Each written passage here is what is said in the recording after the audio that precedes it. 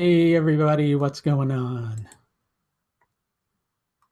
It's always nice to be the very first person here. I guess that's always going to happen, that I'm going to be the first person here, right? Well, this is the problem with this new software I'm using, although I'm trying to get them to come up with a way that I can post the link ahead of time so that it's easier, is that I always have to wait for everybody to join me here. And then you also have to watch me type into my chat window and stuff like that. And what kind of fun is that, right? It's no fun at all. It's kind of boring. It's not good entertainment, is it? Well, we're working on it. We're working on making it all better. Okay. Until then, we always have to have this little bit at the beginning where it just feels like I'm talking to myself. But you know what? I talk to myself quite often, so it doesn't really matter. And it's no real difference there because that happens all the time anyway. Okay, so let's see now. Oh, good. We've got people here. It's always nice to have people here. Otherwise, it feels a little bit lonely, being here by myself and talking to myself. All right. Well, I'm going to wait for a lot more people to join us before I go into my special announcement thingy. But, in the meantime, this is a good time for us to all kind of check in regards to what's going on for us with the eclipse. A really powerful lunar eclipse that's approaching on the 31st. And eclipses are really, really strong things in general. If you know the area of your chart that this is impacting, and a lot of the ways to understand that is what it's triggering in your chart by transit, the house it's placed in, all sorts of things like that. Those are going to be the most influenced areas. But if you know those areas, you can really do a lot of self work in those areas. But I'm going to hold on going too deep into things that I'm talking about while I'm waiting for some more people to join us. In the meantime, while we're waiting for people to join us, if you have some questions and answers, please abstain from asking specific horoscope related questions on your chart. I always jokingly say to people, but it's kind of not like joking, right? That, kind of giving me two or three details about your chart and asking me to tell you important things about your life is like going into a doctor's surgery and telling the doctor you need surgery without letting them examine you, right? So you don't want to do that. Trust me. Okay. So it's better to let somebody see your entire horoscope in that regard. But if you have astrology related questions in general, good thing to post. If you want to check in and say what's going on for you with the eclipse, that's a good thing too. Like somebody just said they're feeling emotional these days, and that would be a hallmark of it. Some ups and downs, lack of certainty about direction, which direction it's going, things along those lines, right? But astrology related questions, eclipse related questions that aren't horoscope specific, while we're waiting to kind of get going and talking, it's a good time to post all those factors here.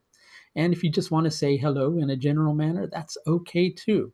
Meantime, I'm going to take a drink here and there because, boy, when you have to talk all the time, it becomes really wearing on your throat.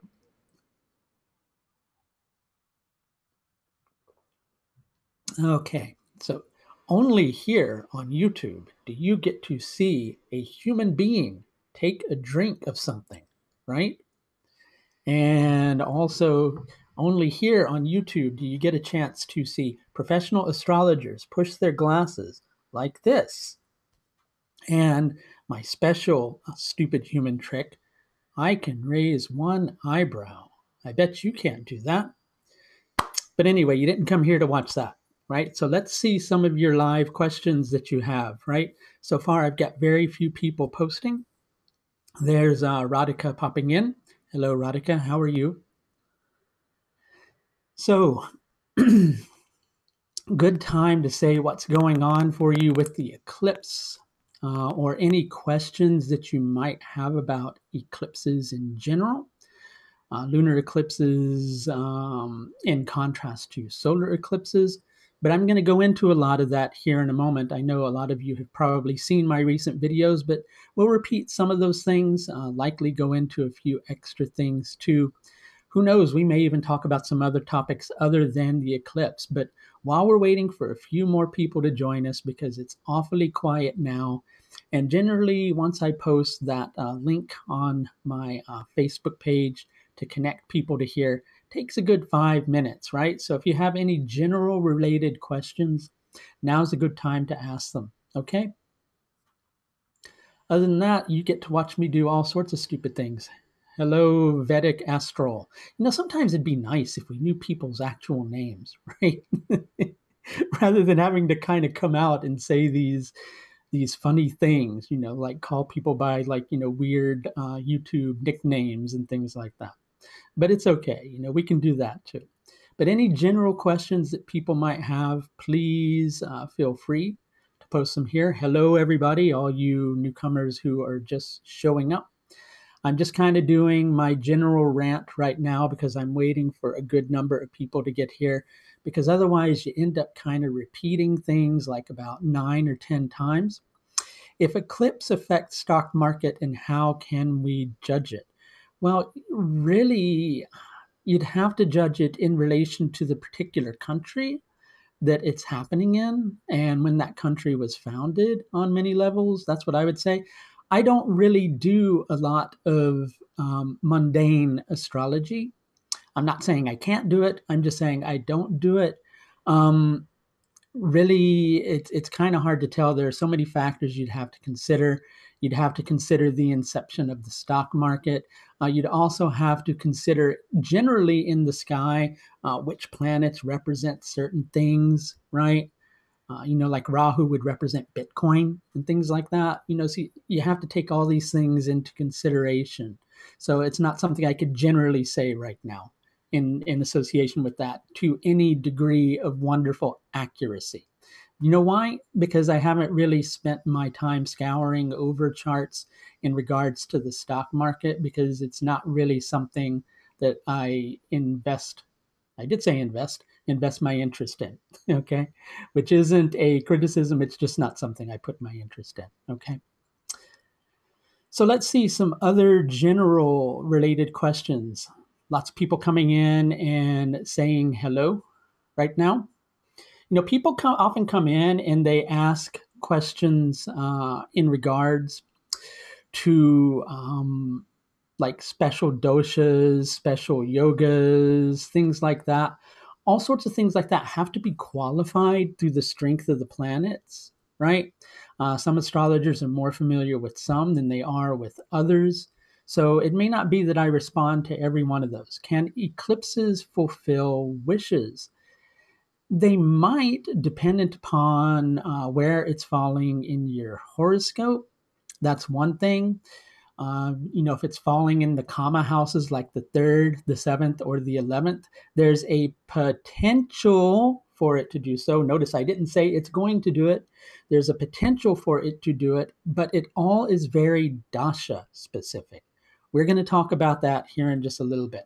I'm just waiting for about another 4 or 5 more people to get here and start watching steadily. So all of those of you who join us and are going, oh, he's not really talking about anything yet, I think that I'm going to go away, right? If you just kind of will be patient for a couple of moments, then I'll get into what I'm going to get into. I'm just kind of waiting for more people to join us, because otherwise I end up repeating myself over and over again. And that gets a little bit, boring for people, right? So any other questions people have? I noticed somebody posted something about K2 in Gemini in the ascendant. Sometimes, and notice I stress sometimes, because we have to take the entire horoscope into consideration. K2 in Gemini in the ascendant.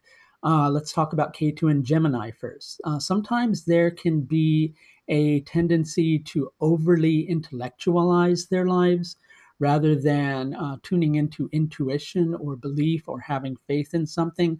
There's more of an analytical approach to it. When that's in the first house, there can be a tendency to overly self analyze and overly self-scrutinize oneself. And it can make the individual feel somewhat uncomfortable in relationships. And they may find themselves getting into relationships that seem somewhat more adventurous in nature at first, but then they begin to feel really nervous. And quite often, those relationships can turn out to be slightly chaotic. Why is that happening? Because the individual is in a space where they're very deeply self controlled because of having K2 in the first.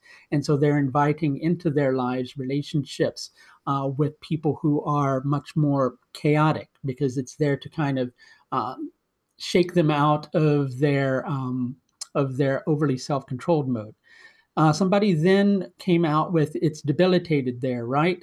Using the way that I work with the nodes, I do not consider the nodes as being debilitated or exalted because they are not concrete planets like the rest of the planets are. They're very influenced by their dispositors. That being the case, I have noticed K2 to work very well in Scorpio and Rahu to work very well in Taurus, all other factors being equal, such as the strength of Venus and Mars. Okay? So, number one, what am I here to do? I am not here to give general predictions as per your ascendant, because it would just be a general prediction that you go away with and believe in with a lot of emphasis, or not believe in with a lot of emphasis, dependent upon how often you watch my channel or how you feel about the things that I say. But then it may not come true. So with all eclipses, I tend to go into a very general, broad manner that is going to be applicable to all the various. What word am I looking for? All the various ascendants and things like that. Okay. Great. So let's take another drink and then we'll be on to our special announcement. Why does it say Zoom in the corner? Because something's going to zoom across the screen, right? Why does it say Zoom in the corner? I use a special software called Zoom Webinars.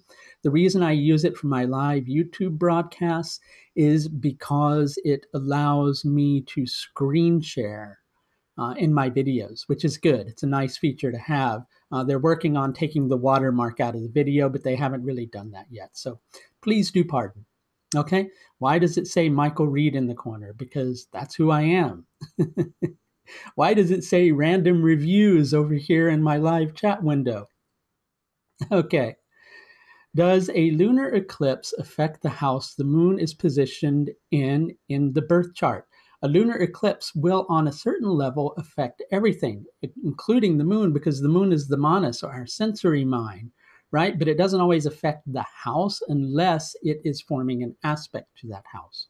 It will affect the moon because you're looking at a lunar eclipse and it's going to tie in on a certain level to the moon in your natal chart and how you relate to the moon on some levels. Okay?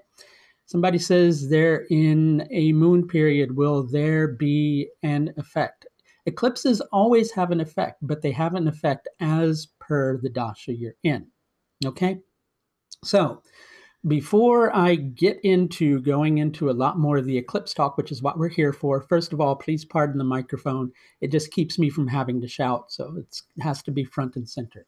So here is my wonderful special announcement. Can I have a drum roll, please? Okay, that wasn't a very good drum roll, was it? Here is my special announcement. A new pair of constellation socks. Aren't you all exceptionally excited? Constellation socks with stars on them. That's what I brought all of you here today, just to share my socks with you. Only kidding. Okay. So what did I bring you all here today for, right? Because I just wanted a special way to kind of bring you all here. So I'm not really going to talk about anything special. No, I'm kidding. I am going to talk about something special. Basically, with the eclipse, I am offering to all interested parties a 10% discount on consultations. This 10% discount, I'm not going to say when it's going to be over with. It depends on how full my schedule becomes with eclipse consultations, right? But basically, just to give you an idea of what that translates into, I have a tier 1 consultation, which is a karmic analysis and 2 additional questions. The karmic analysis is pretty in depth. One of those questions can be about the eclipse for you if you want. And that usually goes for $249. So with the 10% discount, we'd be looking at $224. My basic astrology session, which generally is $149, would be $134. And that one has 3 questions that you can ask. And again, one of those can be the eclipse question or not, dependent upon what you want the answer for. And then I have the 1 question service, which is generally $75. But with the discount, that would be $67.50. And the rest of my consultations that I offer on my site generally tend to be priced in and around that, right? And if you want to take advantage of this, all you have to do is go to my astrological services page, right? And when you go to my astrological services page and choose the consultation of your choice, when you go to make payment in the discount section of the payment page, you can enter the code all uppercase eclipse. That's ECLIPSE, eclipse, all uppercase letters. Okay, great. So I'll mention that again, as we go further on in the video. Right, so let's go on. So first of all, we need to lay down some rules of the road, right? If you're here to come here and insult other people and give other people hardship and criticize other people and have a dig at other people, please don't be here. Please behave, right? This isn't high school, people, all right? So let's stop acting like it is, right? Enough of that. I'm not going to say anything else about it, right? So back on to talking about the eclipse. So basically, what is an eclipse, right? Well, first of all, let's understand we have to understand the Earth a little bit. This is a coffee cup, but we're going to pretend like it's the Earth, right? Actually, here's a good thing. What I'm going to do now that I actually have Zoom open is I'm going to bring up a diagram, which is a very helpful diagram in order to give us a good understanding of the Earth, etc., and to have a good, clear picture of what it is that we're looking at when we're looking at the Earth. Okay, actually, I might have a better picture than that. I think if I remember correctly, I have something in my class files. Let's see if I can find it. So you all get to sit by and watch me like randomly search through all my computers, right? All my computers. I only have 1 computer. What am I saying? That's what happens when you try to talk and do something at the same time. Okay. Somebody else said, was talking about eclipses. Eclipses happen generally twice a year, sometimes more, right? Supermoons are when the moon is closer to the Earth in its orbit. Okay, that's what those are generally about. Okay, so let's see if we can find a good example. Right, here is our good picture that we're wanting to do. And no, you can't see it yet because I haven't shown it yet. Right, so I'm going to show it and give everybody a clear idea of what it is that we're talking about once I find the right button to do so here on my screen. Okay, and I have found the right button. I just haven't clicked on it yet. There we go. Now I have clicked on the button and you should see this on your screen. Right, so of course here in the middle, what you can see is the Earth, right? And over here you have the sun's path, or the ecliptic, which generally goes, this isn't the best diagram because really it should be going from south up to north, right? So it really should be going like this, where you see the red dot moving. So from south to north and back again, right? That's generally how it goes. Now, the plane of the moon is about 5 degrees off of that. Okay? So those two planes, the plane of the moon as it orbits the Earth and the Earth's orbit around the sun, cross each other at 2 specific points. As the sun is journeying north, right? And as the moon is journeying north, where those two bodies cross each other is where you have the north node or Rahu. As the moon and the sun are journeying back south in their descent and the two planes cross, that's where you have the south node or Ketu, right? So just to show you again, when the sun's moving from winter solstice to summer solstice, or if you're in the southern hemisphere, it's moving from summer solstice to winter solstice, because all of you are hanging upside down on the bottom of the world, right? So when that's happening, it's moving north and south, basically. That's what's happening, all right? And the moon's doing the same. Where those two planes cross each other is where you have the nodes. Now, they're not actual physical bodies. What are they? They are just points where those two planes tend to cross each other. Now, I'm going to go back to the main screen here. Okay. And where those two planes cross each other, what you have going on is the sun. Okay, so what is the sun? I spoke about this in my recent video. The sun is the Atman, or the soul of everything. Okay, also, we have a part of that soul of everything within ourselves. Okay, so we're part of the Atman. So in terms of the human being, that is the human soul. Okay. Manas. What is Manas? That's the moon. The moon is our sensory mind. It's how we perceive things. It's how we tune into things. It's how we subjectively experience things. Whereas the Atman, or the soul, just goes through life in regard to whatever is beneficial for the soul, right? The Manas, or the sensory mind, has all these subjective experiences that it goes through, that it relates to. Okay, so when you have a full moon, so the sun on one end of the globe, here we'll go back to our diagram because it's a good diagram to use for it. If I can bring it back up on our screen. Great.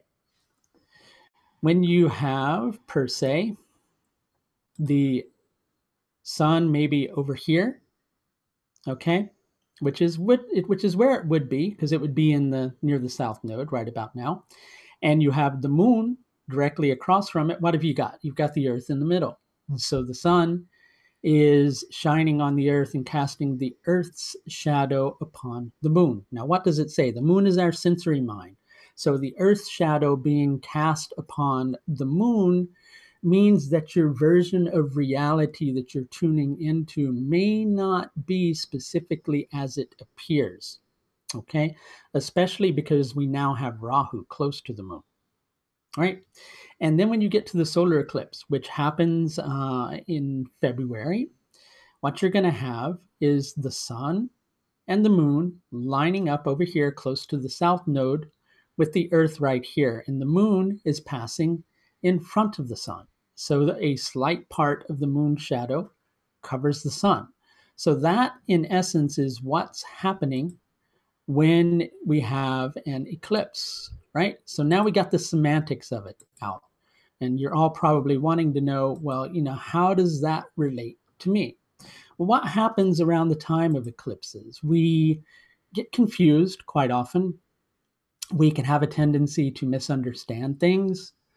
When you've got the lunar eclipse happening in close proximity to the moon, we're confused in terms of our perception of the situation. Our perception of the situation may not tie in fully to the reality of what's going on, okay? And that's difficult. So we're confused. Things sometimes become manic because, let's face it, it's a full moon. It's how we react. And so when that's with Rahu, the north node, then we tend to become very fear-based. in terms of things. We get hypnotized by something. But that's the important bit of it, is to recognize that you're quite often being hypnotized by a specific situation, especially with this particular eclipse, because Rahu is transiting through Ashleisha. I use a special calculation for the nakshatras. I know that in more traditional calculations, this eclipse is happening in Pusha. Using my calculations, it's happening in Ashleisha nakshatra. And so the lunar eclipse will be in Ashleisha. So there's going to be a lot of intensity. There's going to be most likely in some area of your life, and you've probably already tuned into this on my lunar eclipse video, a decision that has to be made. And in making that decision, there's going to be a level of firmness, strength, and decisiveness that needs to be adopted, right? Because Ashleisha Nakshatra is a very sharp and hard nakshatra. And we think of that, and people give Ashleisha Nakshatra a bad reputation, and they say, that it's bad. It's not bad. Sometimes doing things in a very firm manner is very necessary. And so there's a certain level of decisiveness that needs to take place with this lunar eclipse. Only thing is you're not really certain because the moon is in Ashleisha Nakshatra. Mercury is slightly compromised in its strength. And in addition to that, Mercury is in Shravana Nakshatra. And the moon, although it's full, the position that it's in makes it slightly compromised and weak. And let's face it, it's close to Rahu. And so it makes your perception of the situation, your intuition, somewhat clouded because fears are interfering. Your capacity to analyze the situation in a clear and lucid manner, that's being interfered with. But all at the same time, there's a decision that you have to make. Where does that decision fall into? Well, number one, wherever the eclipse is falling in your particular horoscope, whatever house it's in. In addition to that, whatever planets are forming an aspect to the eclipse, those are going to be areas you need to take a special look at as well. In addition to what the moon rules in your horoscope, and in addition to what Mercury rules in your horoscope, all of those areas need to be examined and taken into close consideration. Now, number one, we've just kind of told you that things are going to be really confusing, right? So how do you deal with that confusion? Well, here's one idea. You can go to my astrological services page where you can book a consultation with me. Yes, I have to give that plug, don't I? And a reminder, there is a 10% discount on consultations for an undisclosed amount of time until my schedule becomes full. Again, just briefly, if you want to schedule a consultation, it's AuthenticAstrology.com slash astrological hyphen services, right? Astrological services. Or you can just go to AuthenticAstrology.com and click on the link.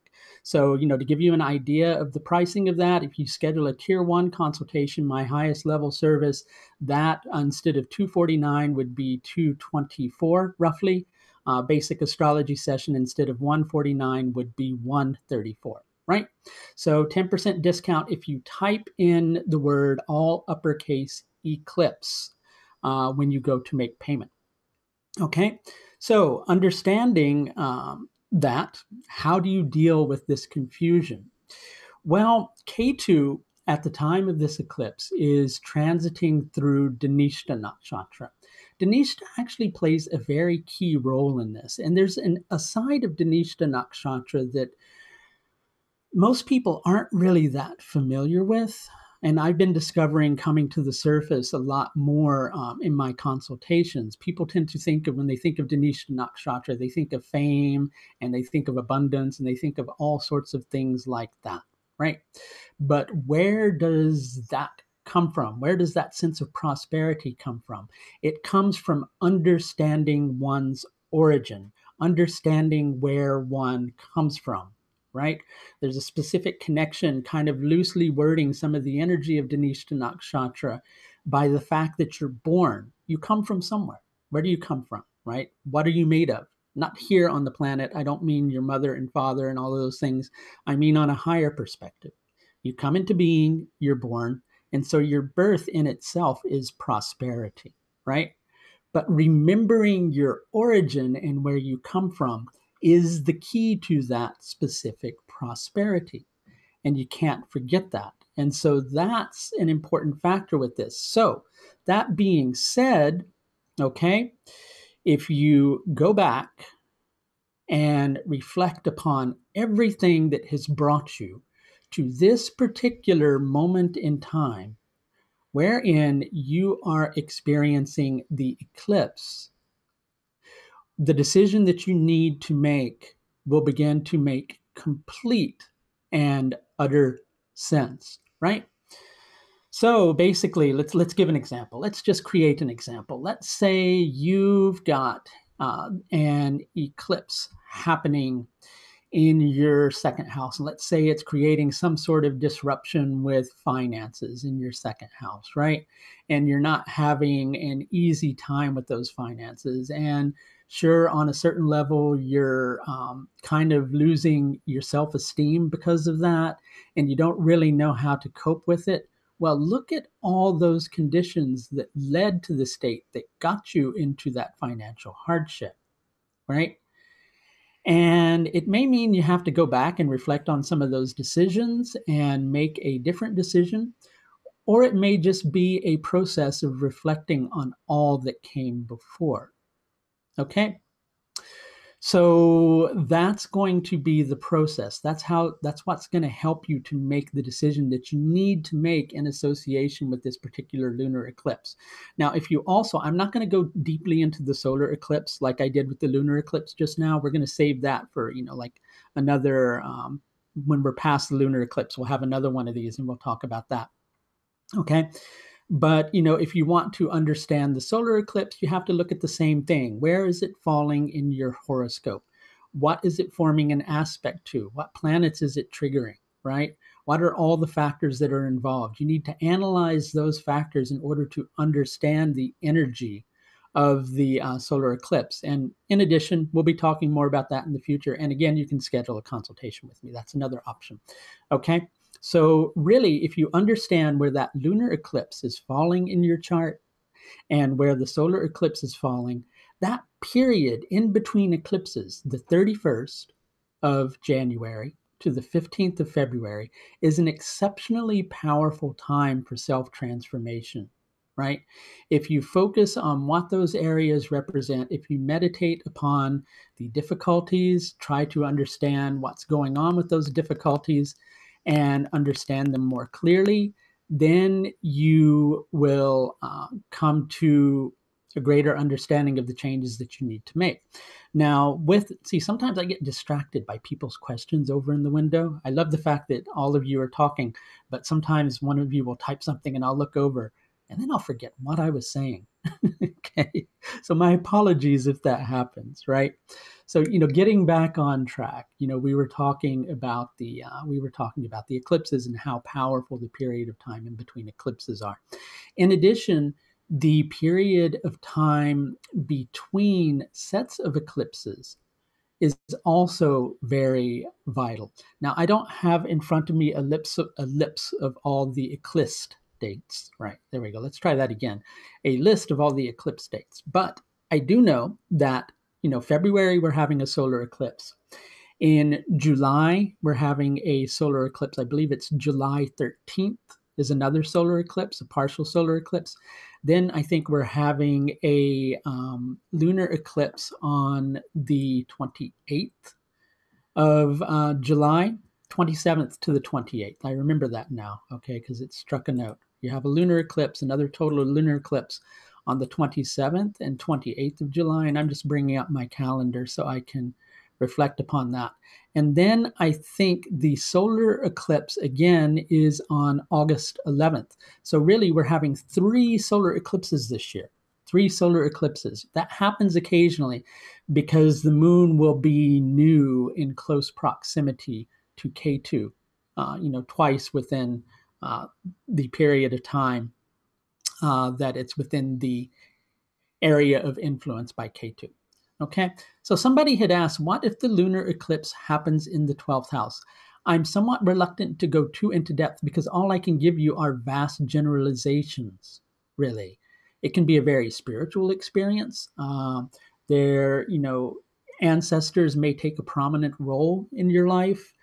There can potentially be extra expense going on, most especially with the lunar eclipse happening in the 12th, because the moon would rule the 11th, right?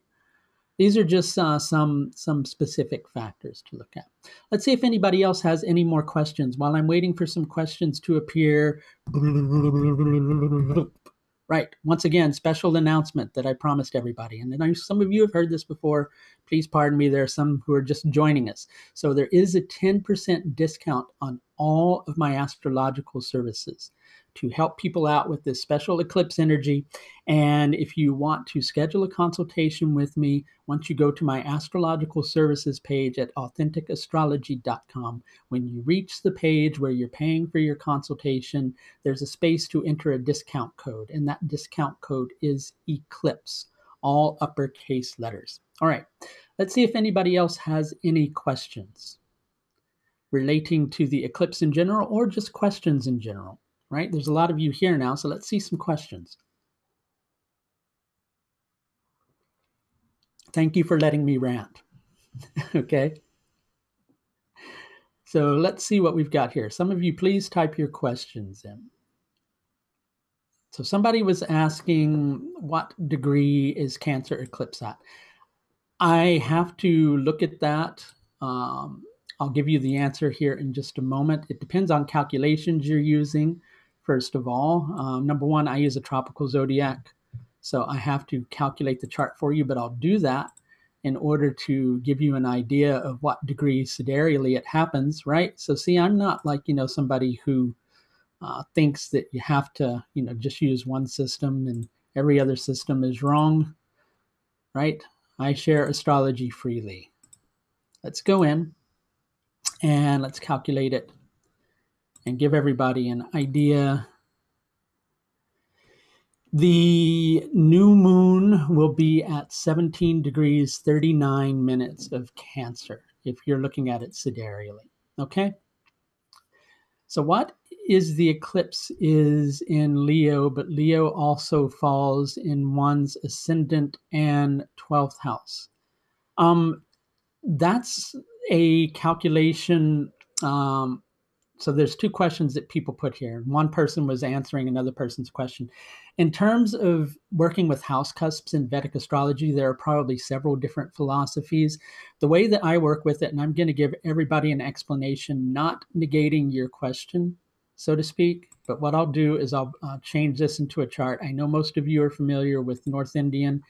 It's not going to matter, though, because what I'm going to do is I'm going to go to a transit wheel. So bear with me for a moment, okay? So let's switch screens to this one.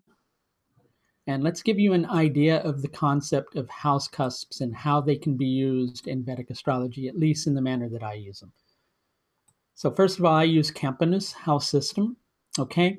So you'll see all these XI, these Roman numerals, MC, XII, those are the house cusp numbers, right?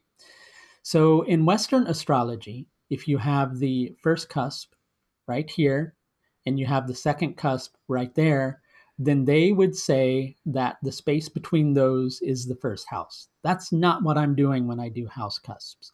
What I'm doing when I do house cusps is basically looking at houses as specifically defined degree points within a specific Rashi. That's great to do it that way because you can look at nakshatras associated with it. But, back to the topic. So the Cancer ascendant would be 1753 Cancer. 1602 Leo would be the second house, right? So then what you can do is a really neat thing, okay? Because all of those are going to get put in different areas when you go into the Varga charts, right? And so as you see, when you go and you look here at the Saptamsha where my red pointer is, you've got the 9th and 11th cusps in the 6th equal house. And so what does that mean? That means that Libra has both a 6th, 9th, and an 11th agenda. All of those, okay? So that's how I use house cusps. And I could probably give a better explanation of it, but that's a topic for another video all in itself. So they're kind of like specifically defined degree points, just as planets will occupy specific degrees. House cusps, which are a manifestation of the broader aspect of the house in a more fine-tuned manner, are also specifically defined degree points. There we go. I hope that helped to clarify your question a little bit, but your question was also something else, so I have to go into that, right? So you said, what if the eclipse is in Leo, but Leo also falls in one's ascendant and 12th house? It would be conjunct both of those houses, right? If both the first and the 12th house were in Leo, it would be affecting both of those houses, okay? First and the 12th. All right. Let's see. If planet Pluto is in Leo at 18 degrees, will that house be affected by eclipse? What house do you mean? I don't know which house you're talking about. The place where the eclipse is going to be impacted, right? There are different philosophies as to how to work with Pluto. Using Vedic, there are many different ways you can do it. Basically, we wouldn't look at Pluto, Neptune, and Uranus as ruling a house in that particular aspect, right? But I know in Western astrology you do. Okay, so it's hard for me to give you as clear of an answer as you might like, right? But if you're looking at Western rulerships and you were looking at where Pluto ruled in your horoscope, then it could have an impact on that. There's a different way of judging Pluto, Uranus, and Neptune in Vedic astrology, though. Probably several different ways of doing that. All right, let's see if anybody else has any more questions. Okay, so sometimes people post questions, and number one, sometimes they're too broad in the scope of what they're asking. Number two, they're horoscope specific, and I don't want to give specific predictions based on general two-planet combinations in a horoscope, because that's like cookbook astrology, right? Cookbook astrology, it isn't always going to work. Let's face it, when you're making a meal, right? If you follow the directions exactly in the cookbook, sometimes it doesn't turn out tasting like you want it to, right? And so you have to kind of throw the subtleties in order to get it tasting the way that's going to, be better. And it's kind of similar in astrology. You don't want to just take a cookbook recipe of these two planets are always going to create this, because they don't always create that. I can give some general concepts, Rahu and Venus in 10th house, right? It can make it so that the individual, especially if it's in Aries, they may have a tendency to become overly assertive and overly ambitious, but they may have desires and ambitions that are unrealistic in the scope of what they are actually going to be able to achieve. Because when you have Rahu and Venus connecting to each other, in essence, what you have is one's conscious desires represented by Venus and one's unconscious desires represented by Rahu. And when those two things come into combination with each other, there's a lot of compulsion in relation to desires, and it's handled in a very, what's the word I want to use? Purposeful manner, but not always consciously aware. So the individual can become overly focused on their desires in that particular capacity. In that instance, the desires would become most prominent. They'd hold those desires over and above everything, but their desires may be unrealistic in terms of the scope of vision that they're hoping to realize them in.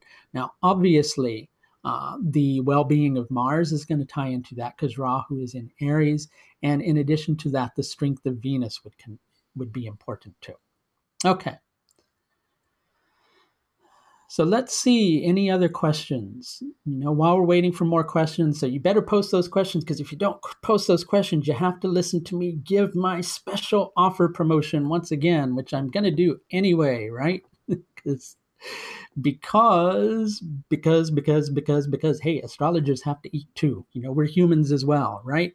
But also in us eating, we like to help out other people too. We like to feed other people's souls. So if you would like some help with this particular eclipse, I am offering a 10% discount on all astrological services. Again, go to my astrological services page, view the consultations that are offered there.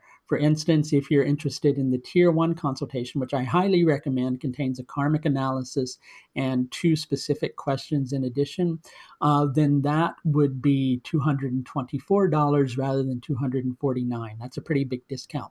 If you do the basic astrology session, which is 3 questions, that would be $134 instead of $149. If you do the 1 question service, which is usually $75, that would be $67.50. Everything else is kind of based around that. Okay, so let's see any other questions that people might have. I can probably go for another 5 or 10 minutes before I just completely lose my voice and fall down like a lump on the floor, right? But in order for me to keep going and to keep talking about things, I need to see some specific questions showing over here, especially specific questions regarding the eclipse. Somebody said something, can I do a series on Navamsha Nakshatras as per the Kala calculations, please? Right, let's answer that in 3 parts. There are no specific Kala calculations. I think what you may mean are Ernst Wilhelm's calculations that he came up with. But Kala has several different calculations. It has Lahiri Ayanamsha. It has about 30 different Ayanamshas in it, right? But, I understand what you're saying there.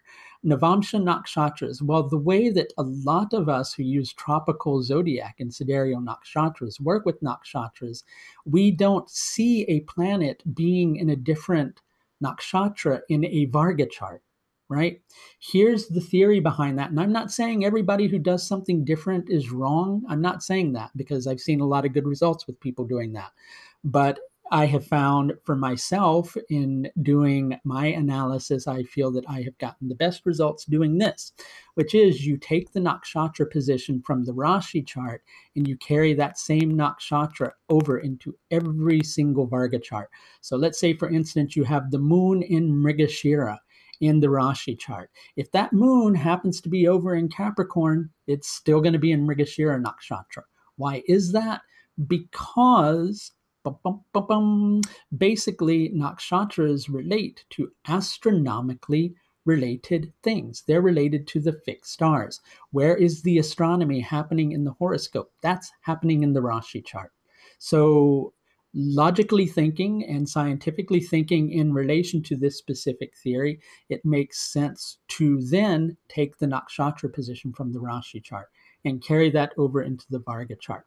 But I know other people who've done other things and they've gotten some pretty interesting results with that too. But that's how I tend to use it instead, is I take the nakshatra position from the Rashi chart and that gets moved into every single Varga chart. Here, I'll give you an example, right? Examples are really good to do, especially since we've got this software working and we can do that. So let's go in and let's share our desktop. Only we don't need to share a picture of me. We need to share this. Okay, there we go. So for instance, if you go here and you see that Venus is in Shravana Nakshatra, watch what happens when I switch this to the Navamsha chart. You've got Venus over in Cancer and it's still in Shravana Nakshatra, right? You've got Saturn over here in Cancer and it's in Mula. You've got Mars in Virgo and it's in Anuradha. That's because those planets occupy those nakshatras in the Rashi chart, right? And I am doing a course on the nakshatras starting this spring. I will be teaching a lot of this stuff in addition to teaching a lot about how to work accurately with house cusp nakshatras, okay, which really bring a lot of color to an interpretation. Okay, so that's that question. Let's see what other questions we have. Okay, so that's one thing we forgot to cover. Thank you for bringing that up, and I'll try to keep your question near the position that's in. So basically, somebody's asking about eclipse happening with the planet. So first of all, eclipses are very dasha specific, right? So for instance, if you are in a period, so let's say the eclipse happens to be falling in your 8th house.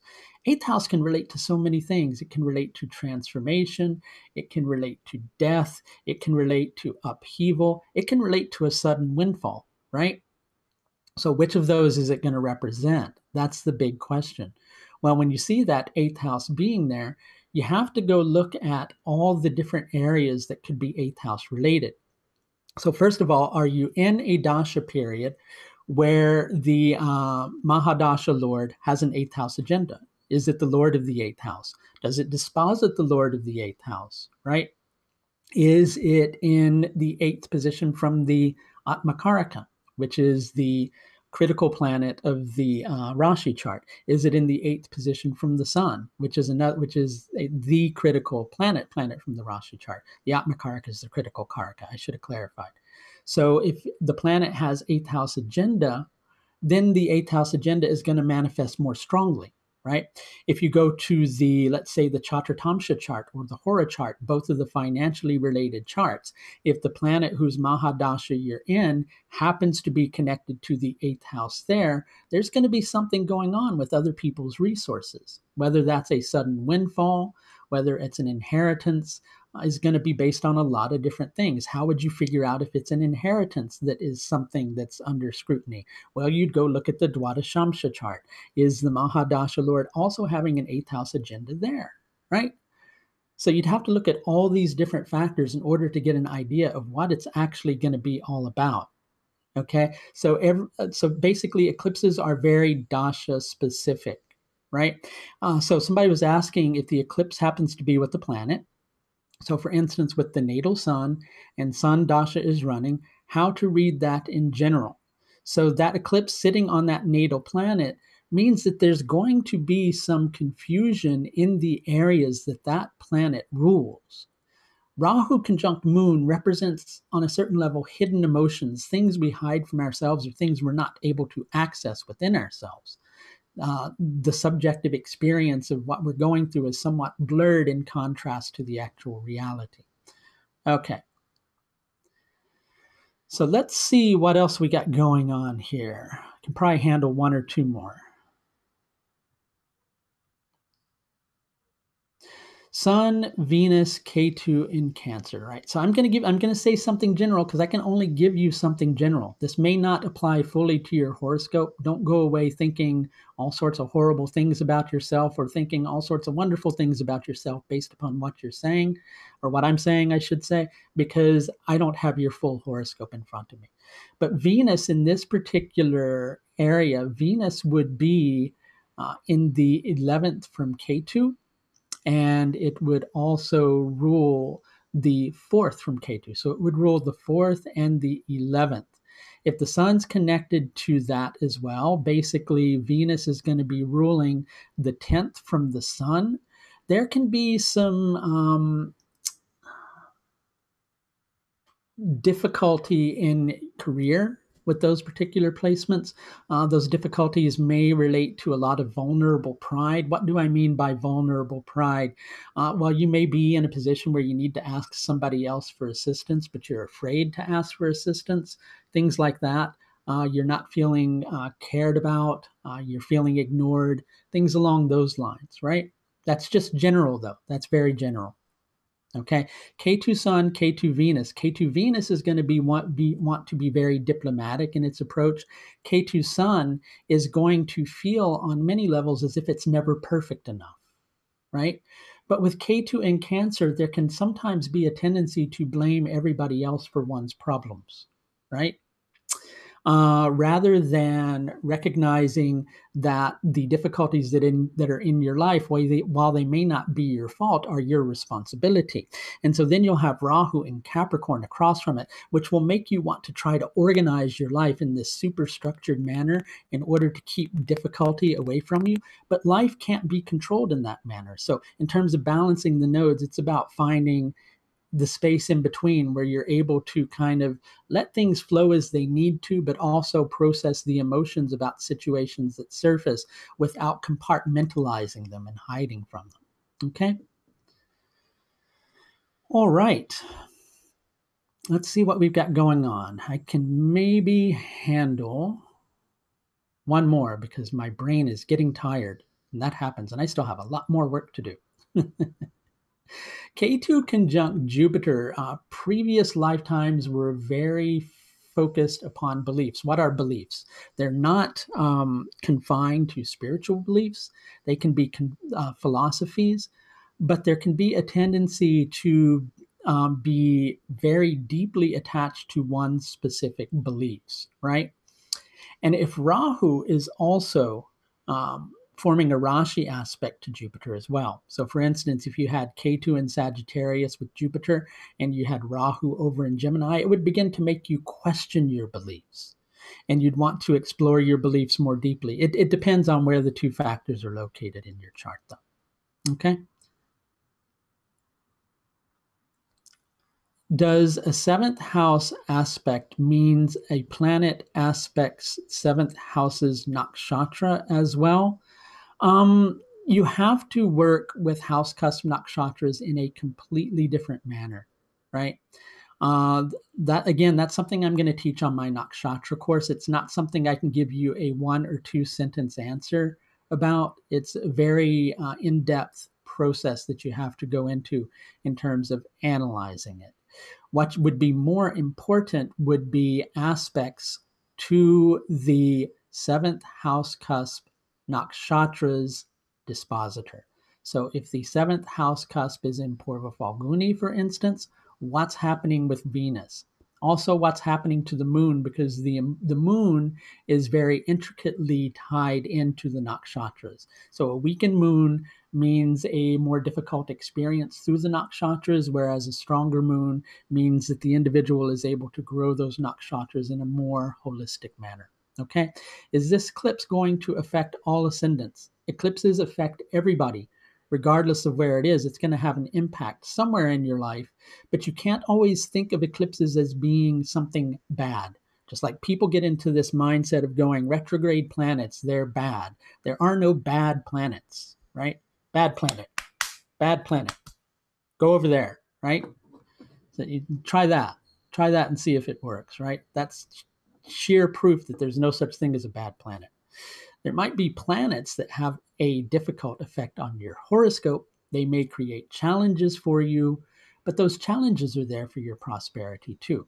So if you can get out of the mindset of thinking that planets are out there to make your life miserable, then you'll be able to prosper more efficiently in your life, the less you think that a planet's there to create harm for you. Okay? So we're going to stop our discussion there. So just a reminder of what that special announcement was about. It wasn't about my, here, hang on a second.